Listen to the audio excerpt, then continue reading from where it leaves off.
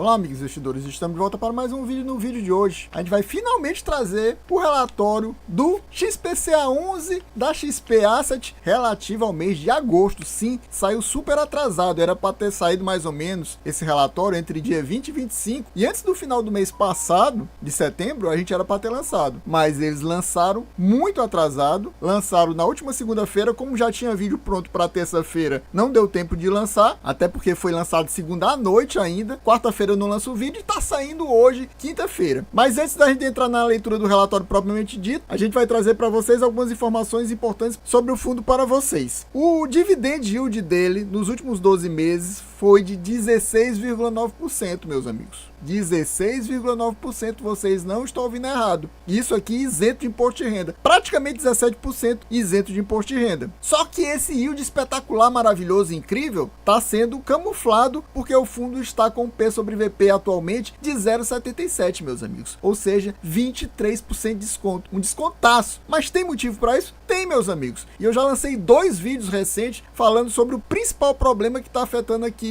o nosso querido XPCA11. E é por causa dele que o fundo está caindo acima do normal. Mas diga-se de passagem, nesse mês de outubro está tendo uma queda generalizada da bolsa. A bolsa caiu muito, então até Fiagro sem nenhum problema, zero problema, estão caindo bem abaixo do valor patrimonial. A maioria estava já trabalhando abaixo do valor patrimonial e alguns que não estavam agora estão também, exatamente por causa dessa questão desse mês que está bem ruim para tudo que é fundo. Não só fundo imobiliário, como também Fiagro, como é o caso desse, como Fiinfra também. Todos perderam muito valor. A maioria atualmente está abaixo de 1 no P sobre VP. E ele aqui, como está com problemas, está 23% abaixo. Fazendo aquilo que eu gosto de fazer sempre, que é fazer o ajuste do valor da cota de mercado para o valor da cota patrimonial, deixando o P sobre VP 1, esse yield espetacular cai de quase 17% para 13,1%. E esse yield eu considero baixo, porque, como eu falo para vocês sempre, eu me baseando naqueles meus fundos que eu considero a base, o meu patamar mínimo de dividend yield, que são os fundos high grades top, lá dos fundos imobiliários, que estão trazendo um yield dos últimos 12 meses de 11,5%, eu pediria para esse aqui pelo menos 3% acima desses fundos imobiliários high grade. Até porque esse aqui é um fundo high yield. Então, ele deveria estar pagando para mim, pelo menos, no mínimo, 14,5%. E ele está apenas 13,1% fazendo um ajuste. É claro que para quem está comprando nesse preço, está muito bom, porque o yield é esse aqui, 17%. Mas em breve poderá não ser mais isso. Tem um outro problema. Fora o problema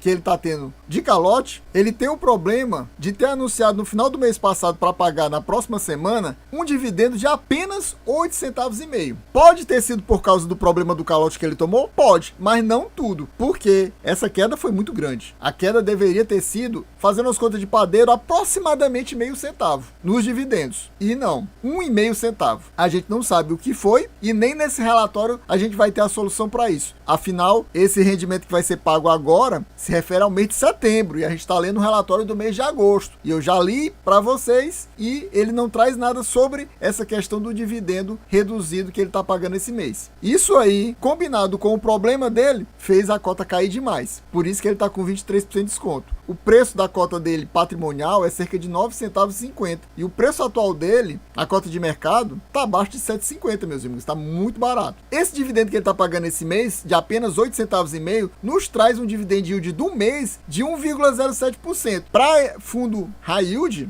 a maioria está pagando entre 1,10 e 1,20. Pessoal, a gente está no relatório do mês de agosto. Então, no mês de agosto, ele pagou 10 centavos. Se ligue que ele está dizendo que o yield do mês, a partir desses 10 centavos, foi de 1,32%.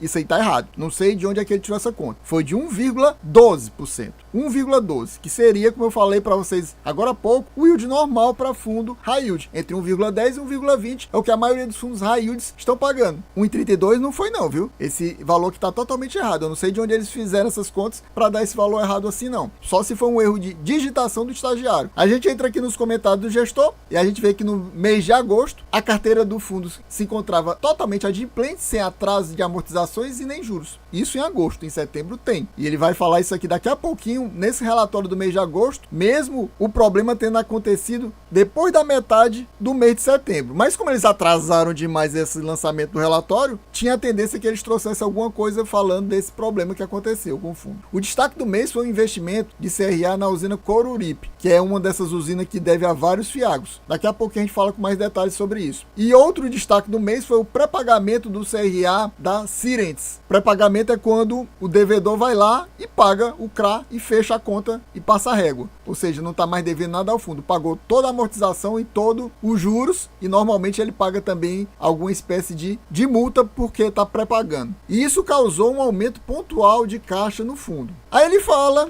que o resultado de caixa do fundo foi... Aqui tá errado, tá dizendo que foi 1 centavo, mas foi 11 centavos. De novo, um erro de digitação aqui. E o resultado contábil, que é o que ele normalmente usa para fazer os pagamentos, foi de 11 centavos e 2 décimos. Aí ele fala, teve um fato subsequente, no dia 18, que foi noticiado o pedido de recuperação judicial, a famosa RJ, da companhia AgroGalaxy, que é uma devedora do XPCA. A AgroGalaxy tem 3 CRAs com o fundo, totaliza mais ou menos 8%. A gente já viu isso em 2 vídeos anteriores, eu não vou mais falar sobre isso. Aqui no topo do lado direito eu vou colocar um cardzinho do último vídeo que eu falei sobre isso, e aí se você quiser você assiste o anterior, que vai ter um link lá também do outro vídeo anterior. Não vamos entrar em mais detalhes porque a gente já detalhou isso nesses vídeos anteriores. Em relação às movimentações do portfólio, detalhando mais aquele investimento que ele fez no CRA da usina Coruripe, ele comprou 5,88 milhões desse CRA. E também comprou mais 5,88 milhões de um CRA da Copagril Barralá. Eu não sei se esses valores estão corretos, porque é muita coincidência o valor ser exatamente o mesmo. E aqui ele já fala usina Coruripe e já fala outro valor. Tá muito estranho essas coisas. E ele fala também que alienou, ou seja, vendeu um CRA de 1 milhão da Flora e mais outro CRA de 846 mil da Coagril e mais outro CRA de 846 mil da Carvalho Dias. Novamente, 2 valores iguais. E aqui ele fala mais detalhes um pouquinho da usina Coruripe. Quem quiser dar uma pausa para ler, porque eu não vou ler não. Chegamos aqui na DRE do fundo, uma DRE daquelas que eu não gosto, apesar de ter pelo menos 3 meses, mas é muito resumida, eu acho isso muito ruim. E ele ainda tem esse negócio de colocar receita de regime de caixa e de competência. A pessoa pode até ficar confusa, quem não conhece, pensa que essas receitas se somam, e não se somam, pessoal. Então, olhando pelo regime de competência, que é exatamente o que ele usa para pagar, a gente vê que teve, por exemplo, em relação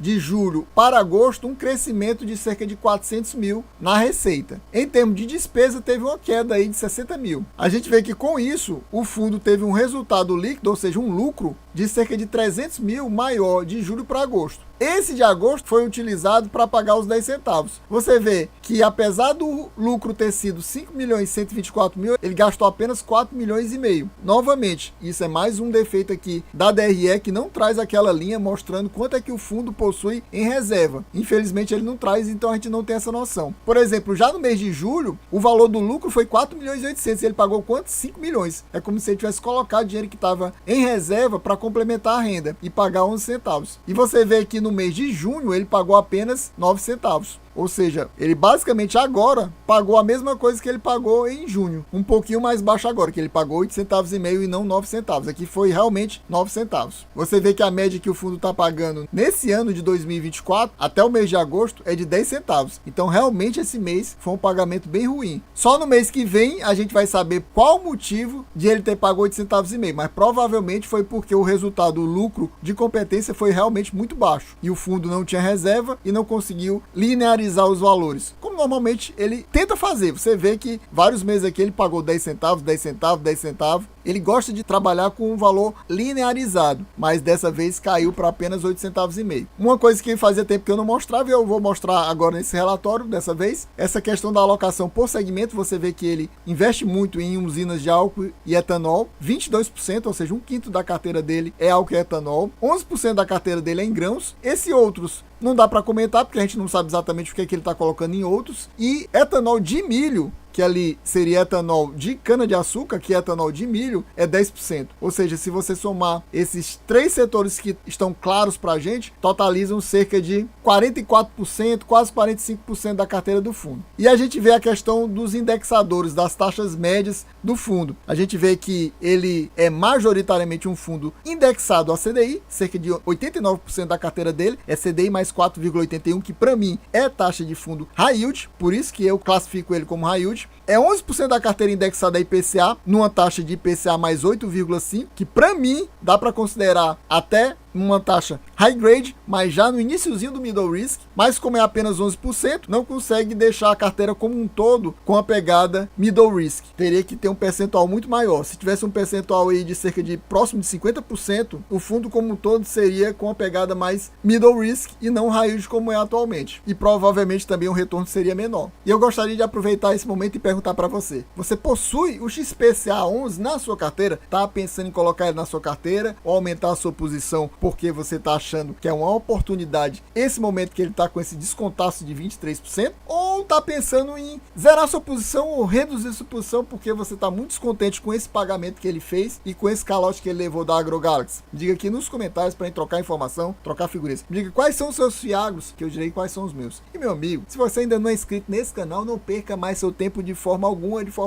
se inscreva agora, não pense duas vezes, se inscreva agora, deixa aquele likezão antes de mais nada, não pense mais nada e já deixa o like, ative o sininho para receber as notificações dos próximos vídeos. E assim que sair, você já está assistindo para aumentar o engajamento, junto com o like, junto com o comentário, para no mês que vem a gente tá trazendo mais uma leitura do relatório do mês de setembro, que é o relatório que vai nos mostrar, a princípio, por que o fundo distribuiu tão pouco. E vamos ver se ele já comenta alguma novidade em relação a esse calote que ele tá tomando da AgroGalaxy. Eu deixei a carteira do fundo aqui toda colorida por vários motivos, pessoal. Primeiro, para mostrar esse pessoal aqui, essa galera que não paga mensalmente. Então a gente tem vários devedores que pagam aqui trimestralmente, semestralmente, trimestralmente, semestralmente. E esse pode ter sido o motivo, juntamente com o calote da AgroGalaxy, caso a AgroGalaxy já não tenha pago no mês de setembro os valores devidos de juros, e na combinação disso aqui com a falta de pagamento da AgroGalaxy, eles vão pagar apenas aqueles 8,5 centavos agora no mês de outubro. Pode ser isso. Agora, outra coisa que eu gostaria de mostrar para vocês, e que eu destaquei aqui, por exemplo, é que o fundo também investe um pouquinho em FDIC Fiagro, ou seja, ele não investe 100% em CRAs, mas são poucos FDIC Fiagro, mas tem um FDIC Fiagro aqui de 8%, tem outro de 2% e tem mais um de 0,5%. Se você somar os três, dá quase 11%, ou seja, o restante é CRA. Eu marquei, por exemplo, várias cores, alguns devedores que têm posições pesadas, inclusive a AgroGalaxy, ó, a AgroGalaxy aqui, que se você somar, vai dar próximo daqueles 8%, olha aqui, soma esse com esse aqui, dá cerca de 6,9%, mas tem mais 1,1%,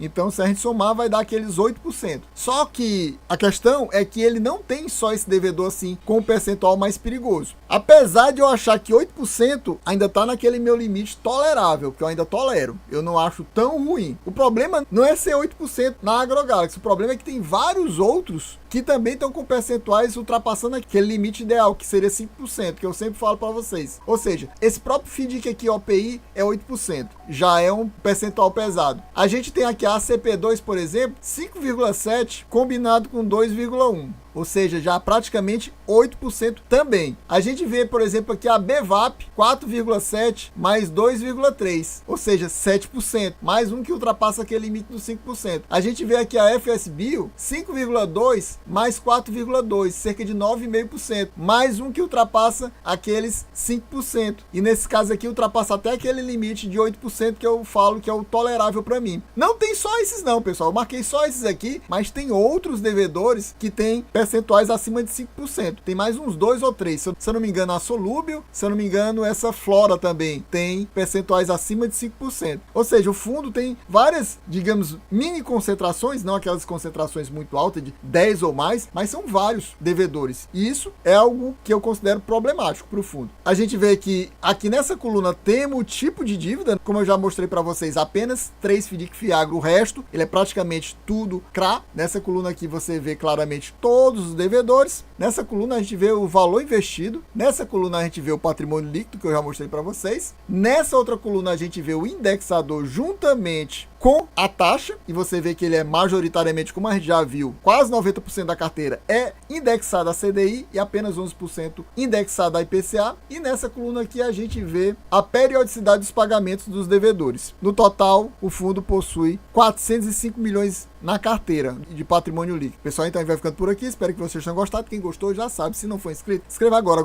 mesmo. Não pense mais nada. Escreva agora. Deixa aquele likezão. Também não pense mais nada. Deixa aquele like. Comenta aqui para ajudar a gente a bater a meta da maior quantidade possível de views para no próximo mês ou no finalzinho desse mês, se eles finalmente colocarem em dia os relatórios, estarmos trazendo a leitura do relatório do mês de setembro aqui do XPCA 11 da XP Asset. É isso aí. Valeu. Até a próxima e fui!